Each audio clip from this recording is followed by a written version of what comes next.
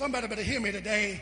That the text picks up at verse 20 when it says, at this moment, Job got up, tore his robe, and shaved his head.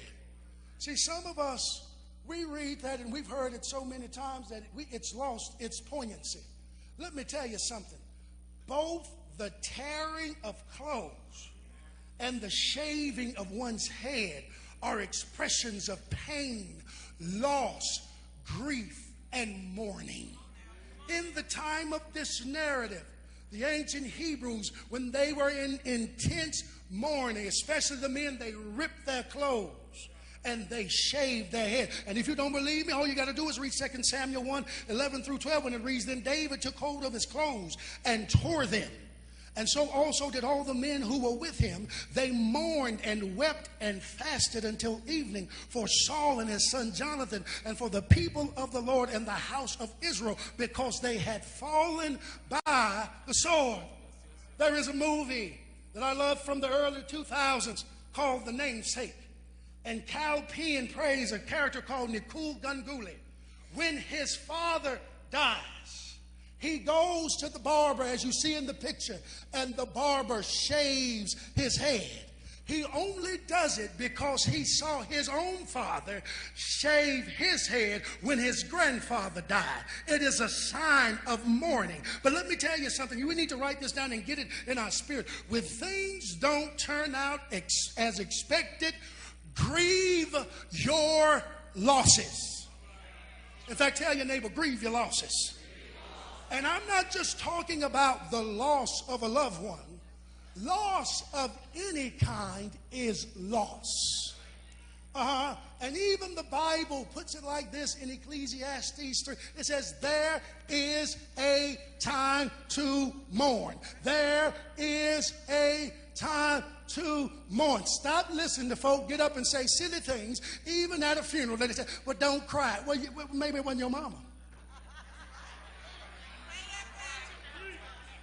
Maybe when your husband, your wife, your father, whatever, your child. Some of us can say the most ridiculous things in a time of loss. Even one of the children, they lost their dog. The dog passed away in the church. And I said, let that baby cry over their dog.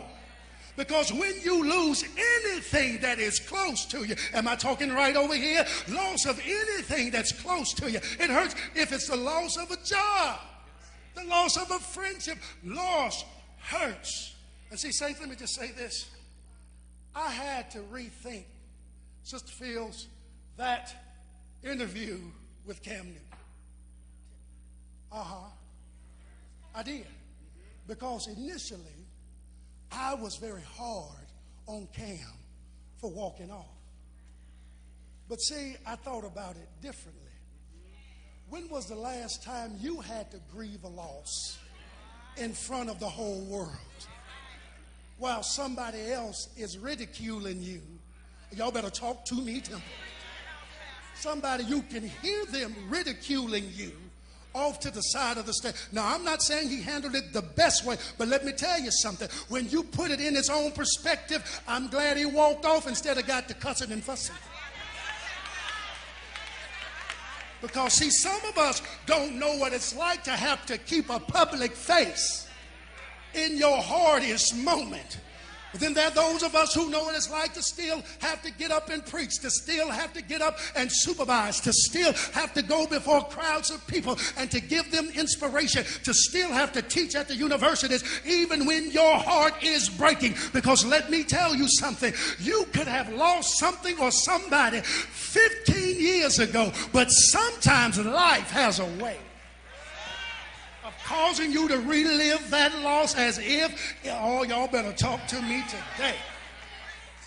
I told him at 7:30, I said, you know, it was one thing to lose a mother. I said, but I could not imagine what my grandmother and what other mothers and fathers in this church felt like to have to sit there and look at their own children. Oh, y'all not hearing what I'm saying? Because, see, that is the reversal of life. And I tell folks, don't you let anybody minimize that pain. If you got to holler, you better holler. Get it out. If you got to cry, cry. Because your pain is not somebody else's pain. And the way you deal with your stuff may not be the same way, but everybody has a right. In fact, tell your neighbor, you got a right to mourn your own way.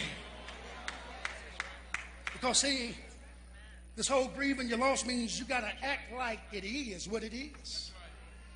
Don't go in denial and don't act like it. It just is what it is sometimes. But then I want to encourage you, whatever your grief area, don't build a brick house in a temporary zone. Because you got to grieve and push on. How many folk know what I'm talking about? You got to grieve and push. And sometimes you got to push where there are tears coming down your face. Sometimes you got to grieve and then push when folks are getting on your nerves, but you still got to keep moving. Have your moment and then keep moving. But then also, saints, don't make others suffer. Don't get quiet on this one. Don't make others suffer because you are going through.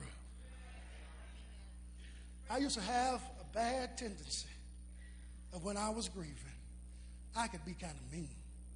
I never stopped eating, but I was kind of mean.